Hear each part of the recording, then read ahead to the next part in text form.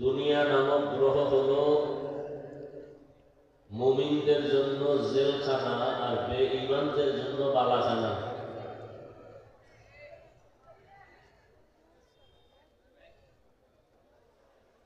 দুনিয়াটা মুমিনের জন্য জেলখানা, মানে দুনিয়াতে জেলখানা যেমন কষ্ট, মুমিনের জন্য দুনিয়াও কষ্ট, শান্তি হলো আখিরাতে। আর যারা মুমিন না, দুনিয়াদার, এদের জন্য দুনিয়া শান্তি, পরকাল অশান্তি।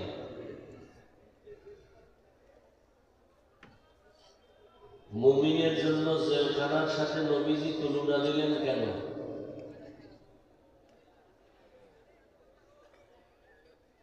জেলখানায় কেউ ঢুকতে চায় না, ঢুকলে বের হওয়ার জন্য পাগল হয়ে যায়।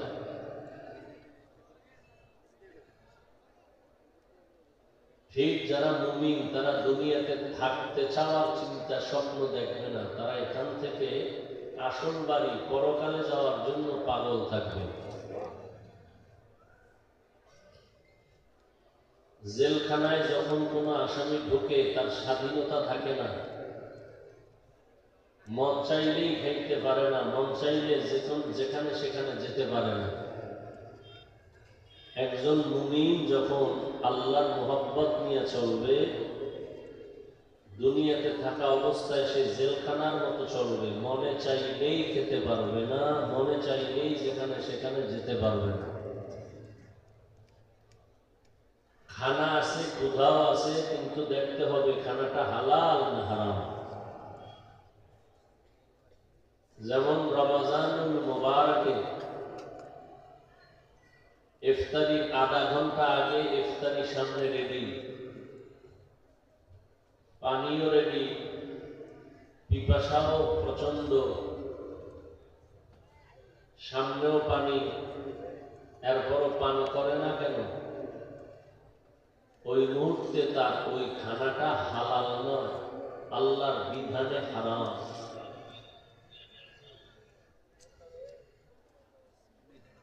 দুনিয়াতে আল্লাহ যে মানুষ পাঠিয়েছেন, এই মানুষগুলোর জন্য আল্লাহ জান্নাত বানিয়েছেন।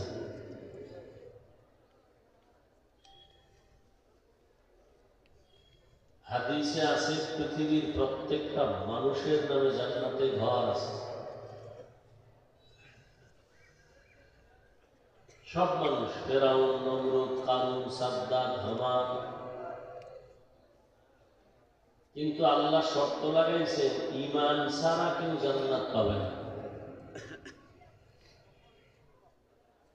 এই আয়াতে বললেন, যারা ঈমান আনবে এরপরে নেক আমল করবে,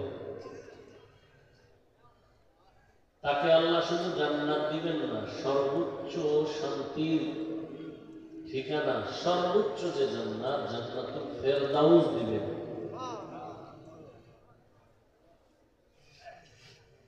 যুবক বাবারা কিছুটা কথা শান্ত হয়েছে, আর একটু যদি দায়িত্ব নিয়ে কাজ করা হয় তাহলে আশা করি আরো শান্ত হবে।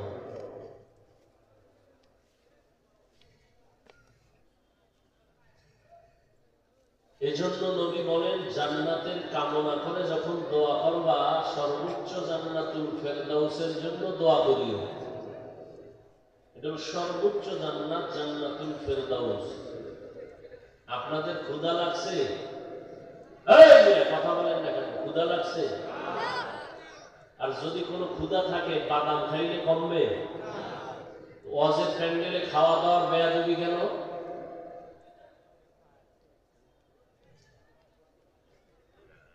খানা তো খাইছেন টাইম মতো, আবার কপালে থাকলে আবার খাবেন। কোরআনের বয়ান চলে, সেখানে কথা কেন? আল্লাহর দ্বীনের কথা চলে, সেখানে চা পান করতে হবে কেন? বাদাম খাইতে হবে কেন? এগুলো তো আল্লাহ কোরআনের মজলিসের সাথে আদব নয়।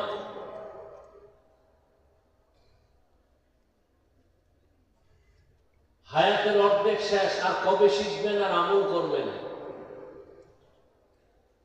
জীবনে তো গুনাহ কম করলেন না, আর কত? এখনো শখ মিটে নাই। সারা রাত দরওয়াজা জানালা বন্ধ করে মোবাইল চালায়া কবিরা গুনাহ করলেন, আর কত রাত এই গুনাহ করলে আপনার স্বাদ মিটবে? জীবন ভর দাড়ি কাটলেন, নামাজ ছাড়লেন, আর কতবার নামাজ বাদ দিলে দাড়ি কাটলে আপনার স্বাদ মিটবে?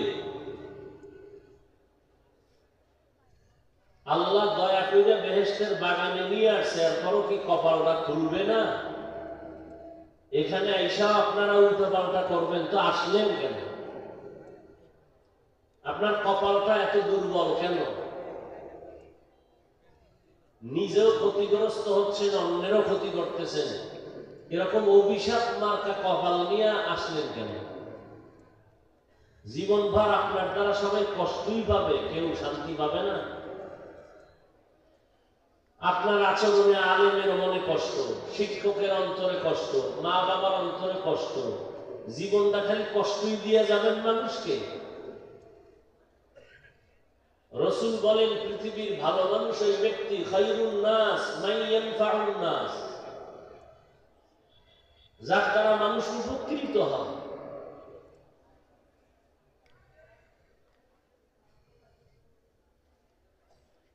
তো জান্নাতের দোয়া করলে নবী বলছেন ফেরদাউসের দোয়া করিও, এটা শ্রেষ্ঠ জান্নাত, সর্বোচ্চ মর্যাদাবান জান্নাত।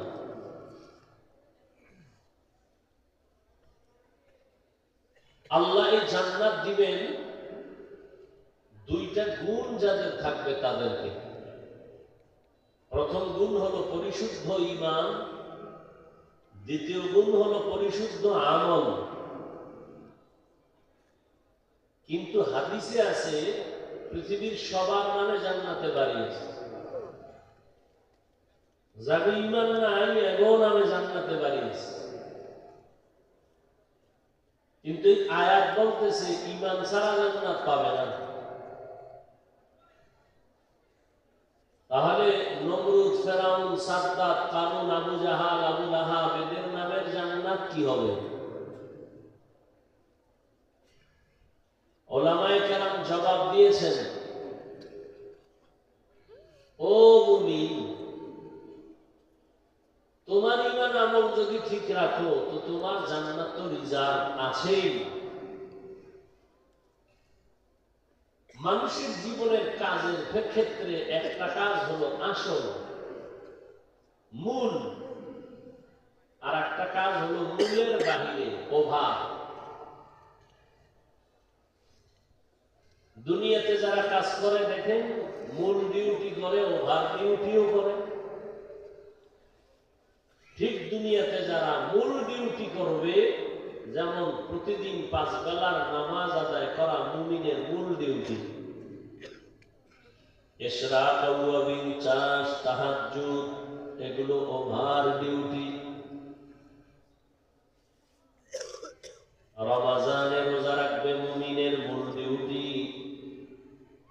আশুরার রোজা, আরাফার রোজা, বরাতের রোজা, শবে বরাত, সপ্তাহে বৃহস্পতিবার, সোমবার দিনের রোজা ওভার ডিউটি। ধনী বছরে একবার যাকাত দিবে মূল ডিউটি, মাঝে মাঝে গরিব এতিম অসহায়ের সহযোগিতা করবে, মানুষের কল্যাণে রাস্তাঘাট কালভার্ট করবে ওভার ডিউটি। ধনী জীবনে একবার বাইতুল্লাহ জিয়ারত করবে মূল ডিউটি, মাঝে মাঝে উমরা করবে, হজ করবে ওভার ডিউটি। ওভার ডিউটি করলে লাভ না ক্ষতি? আল্লাহ বলেন যে